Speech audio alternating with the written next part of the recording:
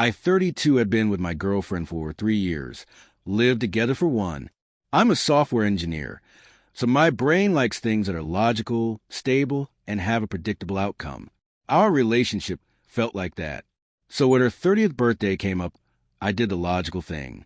I booked a table at her favorite nice restaurant for her, me, her 2 best friends, and their partners. My treat, a simple, solid gesture. The night started fine. Wine was poured, appetizers were ordered, but then her friends started in. It was a slow burn. The first jab was about my car. Still driving that sensible sedan? My grandpa would love it. Her friends laughed. My girlfriend chimed in, "It's very responsible." I smiled through it. It's just a car. But the jokes kept coming, each one a little sharper. My job was next. So you just, type numbers all day? It sounds so boring. I tried to explain that I build complex logistics platforms, but I was cut off with a yawn. My girlfriend, trying to be funny, added, "He's designing an app to organize your socks." The table roared. I felt my face get hot. Each joke was a small paper cut, and they were adding up. They moved on to my clothes, my taste in music, you name it. I was the evening's entertainment. The breaking point came when one of her friends, the ringleader, brought up my family. "Your parents still live in that tiny town in the Midwest, right?" "That's so sweet. I bet they're just simple, wholesome people." The way she said simple made it sound like an insult.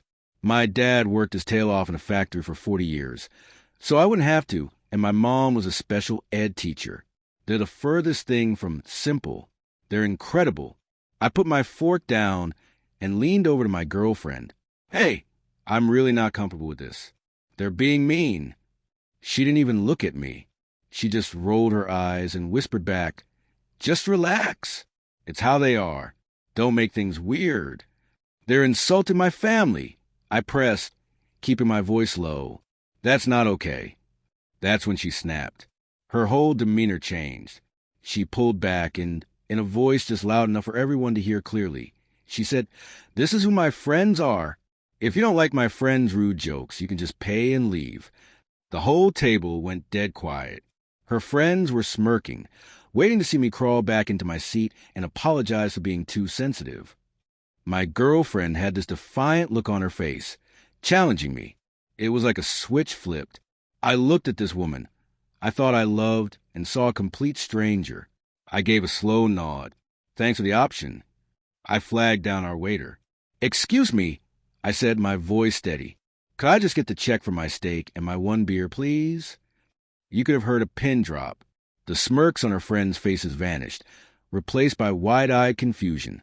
My girlfriend started to say something, but I just held up a hand. The waiter, a total pro, just nodded and walked away. He came back a minute later with a small bill.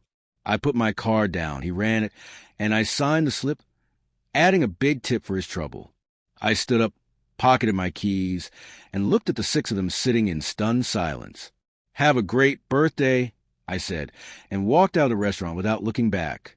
As the door swung shut, I heard a burst of nervous laughter that immediately died out, probably right around the time they realized the remaining bill was over $300, and the guy who was supposed to pay was now in the parking lot. My phone started blowing up on the drive home. Angry texts from her, confused texts from her friends. I turned it off. When I got to our apartment, I just sat in the quiet. She stormed in about an hour later, furious. "You abandoned me. You humiliated me in front of my friends. We had to pool our money to pay. You told me to leave," I said calmly. "You gave me an out and I took it. It's a figure of speech. You were supposed to just get over it." The argument went in circles. We were getting more and more heated until she finally screamed the words that changed everything. "It's not my fault they see you for what you are. Even my dad said you were just a temporary solution, a stepping stone until something better came along." A stepping stone. The words hung in the air. Her father? The man I admired? The man who had been so kind, who had gifted us the down payment on our car, a car I had been dutifully paying off by sending my girlfriend $1,000 every single month for the last 15 months. Something cold and heavy settled in my gut. I went into our office and found the folder with the car's paperwork. I flipped it open. The title, the loan agreement. Everything was exclusively in her name. The loan wasn't from a bank. It was from her father's company, directly to her. The $15,000 I had sent her wasn't building our shared future. It was just me, the stepping stone, paying off her personal debt on an asset I had no claim to. I walked back into the living room holding the papers. She saw them, and the color drained from her face. The fake anger was gone, replaced by pure panic. She knew she'd been caught. I didn't stick around. I packed a bag and went to a friend's place. The next day, I wasn't mourning a relationship. I was talking to a lawyer. He confirmed that while the lease on our apartment was a shared problem, the car situation was different. It was a textbook case of fraudulent misrepresentation. I had a solid legal claim to get my $15,000 back. Then the games began. I got a call from her father, acting all friendly and concerned, offering to forgive the rest of the car loan if I just came home and apologized. He was offering to forgive a debt I didn't even owe. Then I got a notice from our landlord about 2 bogus noise complaints from the night I'd left. They were trying to manufacture a reason to evict me and leave me on the hook for the penalties. That was it. They wanted to play dirty, so I would play smart. My lawyer helped me draft a formal demand letter. I emailed it to her and her father. It was simple. Pay me back my $15,000 for the car and buy me out a lease, or I'd see them in small claims court, where I would happily air out all of their dirty laundry about their stepping stone plan. They agreed to a meeting at the apartment. It was her and her dad, sitting on the couch like a tribunal. Her father launched into a speech about how I needed to be a man and take responsibility. I just walked to the coffee table and laid out my evidence. Bank statements, the car title, the lease, and the demand letter. There are no more discussions, I said.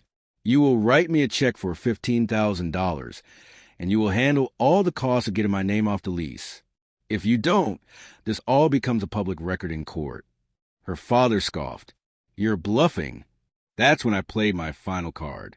I'd been thinking about her dad's business. A few months back, I had introduced him to my uncle, who is a pretty serious investor. By the way, I said casually, I was looking at the bank records for that gift you gave her for the car down payment. It came from a joint account you have with your business partner. The same partner whose involvement you've been downplaying in your pitch to my uncle. My uncle really values transparency. I'd hate for him to think you were hiding things. You could have watched the blood drain from his face. This was never just about a car. It was about using me to get access to my family's network. I wasn't just a stepping stone for his daughter.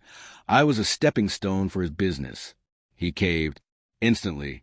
He wrote me a check for the full $15,000 right then and there. He promised to handle the landlord.